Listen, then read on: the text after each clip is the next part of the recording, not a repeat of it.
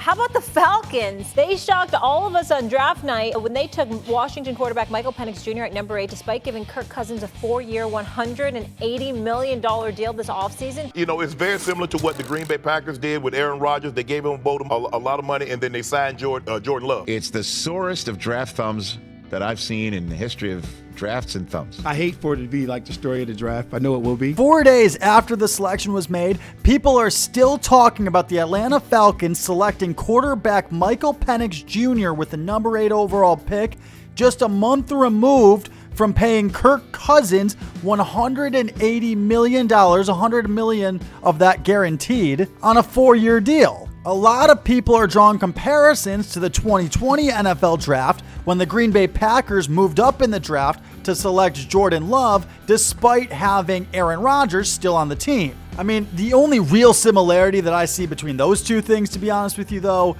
is that in both circumstances, you had a quarterback on the team, and in both circumstances, you could have used that draft pick to make the team better right now, but instead chose to draft for the future. That's really the only common link between those two things, because I think there's a huge difference between drafting a 21-year-old Jordan Love to a team where you're already going to NFC championships, you already have Aaron Rodgers, you're already successful, so you can kind of draft out of luxury in those situations. I think that that's different from drafting a 24-year-old Michael Penix Jr. to a team where you haven't made the playoffs in years now, and you're definitely not in a position of luxury, especially when you look at the defensive side of the football. Now look, in 2020, I personally would have given Aaron Rodgers another weapon. I would have given him a receiver, a tight end, some upgrade to offensive line maybe, although their line was pretty solid. I would have done something to help the team right now because I would have believed that the Packers were ready to win a Super Bowl, and I would have tried to make that happen sooner. I would have done everything I could to make that happen while Aaron Rodgers is still there. But I weirdly feel the same way about the Falcons. I feel like they should have made a move to upgrade the team immediately. I think that Falcons owner Arthur Blank agrees with me. Look at this video here. Clearly, it looks like Terry Fontenot is in a position where he's having to justify to Arthur Blank why they just drafted Michael Penix Jr. And if I'm Arthur Blank, yeah, you gotta explain this one to me, Terry. So a month ago, you came to me and you said, hey, Mr. Blank, the way that we can win right now, the way we can upgrade our quarterback position, the way forward is if you write a check for $100 million of guaranteed money to Kirk Cousins. I need you to do that, Mr. Blank, and then we can give you a winner. And I said, you know what, Terry? You believe in this strongly, so I believe in it strongly. I will do that. I will write that check for $100 million of guaranteed money to Kirk Cousins. $180 million total if he plays out the full 4 years of the contract. I will do that, Terry, because I like your vision. I like your idea here. Let's do it. I like the idea of winning right now. And then a month and change whatever later, with the number 8 overall pick, you go quarterback? So at a pick where we could have gotten Rome Odunze, at a pick where we could have gotten any defensive player we wanted, not a single defensive player was taken off the board yet, or at a pick where we could have traded back for a haul of picks and capital, you draft a 24-year-old replacement for the quarterback you just told me to pay $100 million to. Terry, you owe me a damn good explanation for this. Because if the plan was that Kirk Cousins is going to be our bridge quarterback, if the plan was, hey, Kirk's going to be the quarterback for the next 2 years, and then the next guy is going to take over, whoever we draft, whether we draft Penix Jr., whether we draft Bo Nix, whether we draft J.J. McCarthy, we really like the quarterbacks in this draft. If you would have come to me and said, hey, Mr. Blank, the plan is that we want a bridge quarterback, and then we're going to draft his replacement, I might have gone for that plan too. I might have gone, you know what, that plan sounds good. I would not have gone for Kirk Cousins in that plan. I would not have gone for $100 million of guaranteed money in that plan. I would have said, you know who else is out there, Terry? I would have said, is there a reason we don't take Gardner Minshew? Is there a reason we don't take Drew Lock? Is there a reason? Explain this to me, Terry. Is there a reason we don't sign Joe Flacco?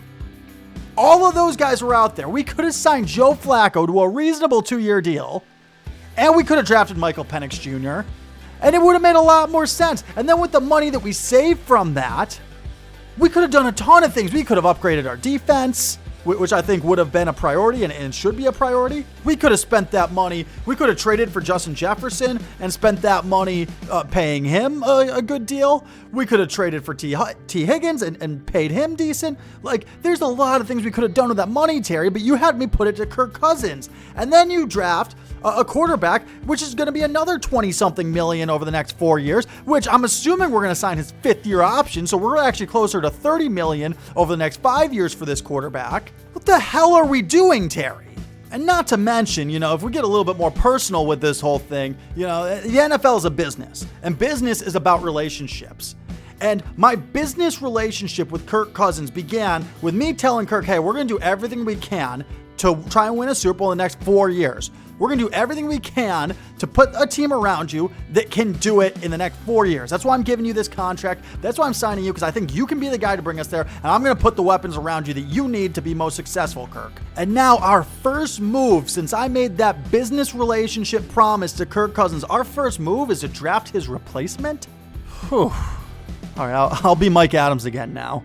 I don't want to be Arthur Blank anymore. That's stressful, man. I made a video the other day discussing the possibilities of a Kirk Cousins trade, and I admitted in the video that it is highly unlikely that he would get traded this year. But I do always have to remind myself that it's the NFL and crazy things happen. Remember, this is a league where we saw Eli Manning get traded for Phillip Rivers on draft day. Now, I know that's a completely different situation, completely different scenario. Everything is entirely different. There's really nothing. This is apples and oranges, not even the same thing. The only reason I point it out and bring it up is because it was a wild, crazy thing that happened in the NFL via trade, which makes me go, yeah, anything's possible. You can't ever rule out anything in this league. But if you're Atlanta and you already have a fractured relationship with your brand new quarterback, Kirk Cousins, you got to do something to try to repair that relationship. So I already made a video discussing how to make Kirk happy by letting him go play for someone else. But since that's really unlikely, let's discuss how to fix the relationship if he remains in Atlanta. And I'm assuming he will remain in Atlanta. Let's discuss how to fix the relationship right now. I think the answer is that you've got to make some kind of move that proves you're committed to winning right now, particularly on the offensive side of the ball. And don't get me wrong, that defense in Atlanta looks like it's going to need some help. But if you're not willing to do that, and especially if we're trying to appease Kirk, because to appease Kirk, we got to make sure that the offense is explosive. Okay, so if we're not going to have a solid defense, a defense if we're not going to have a stingy defense that's not going to allow a lot of points, then we need to have an explosive offense that can outdo that defense, right? The Patriots for years, not the early years under the Belichick-Brady era, but the later years in the Belichick-Brady era, the offense was explosive. It didn't matter what the defense gave up because the offense was putting up 35, 40 points. So it didn't matter. Patrick Mahomes, in the first time that they went to the Super Bowl, that offense was amazing. Defense, not so much. These last couple of years, defense got better, but offense took a step back. So option number one for the Falcons, and it's my favorite option of the ones that I came up with, is to trade for Justin Jefferson.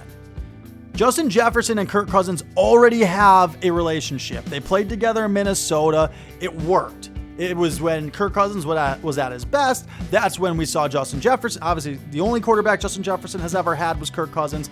So a trade for Justin Jefferson makes a lot of sense for the Atlanta Falcons. Now, is this trade likely? Look, the Falcons only have $5.7 million in cap space this year, but next year they're projected to have $37 million in cap space right now.